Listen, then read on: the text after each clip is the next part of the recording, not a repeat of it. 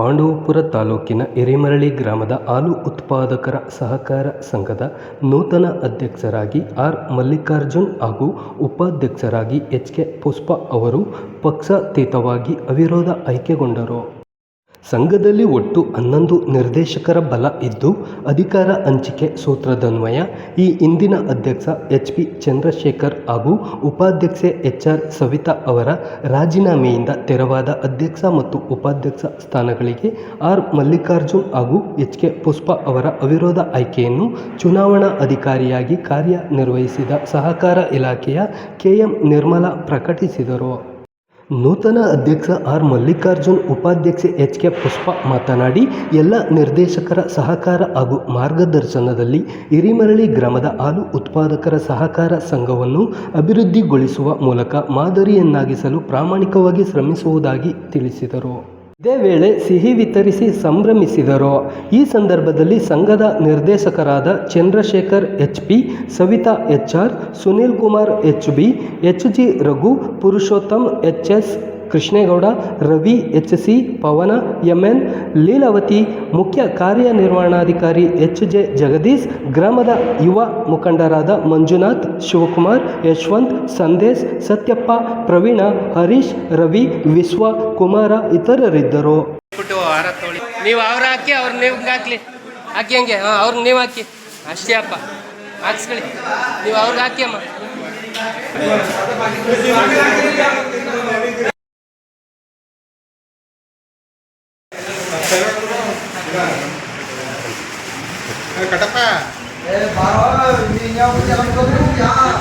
ಬಿಡಿ ಆಯ್ತು, ನಿಂತ್ಕೊಳ್ಳಿ.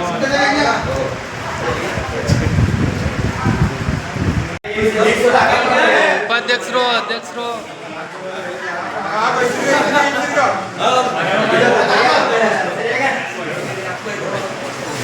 ನಿಂತ್ಕೊಳ್ಳಿ. ಈಗ ಎಲ್ಲ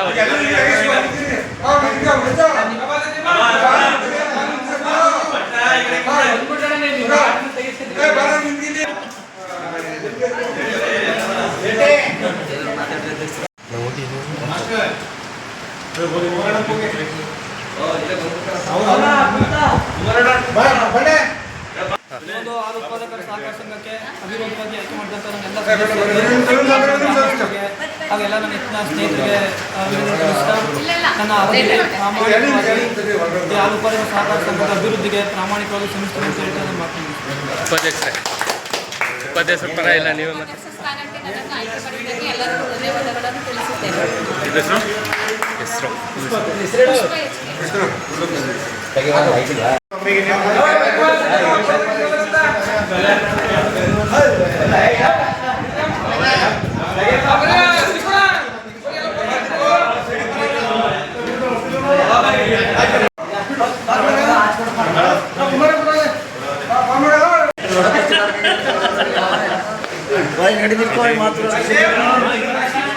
कैसे हो निम्सा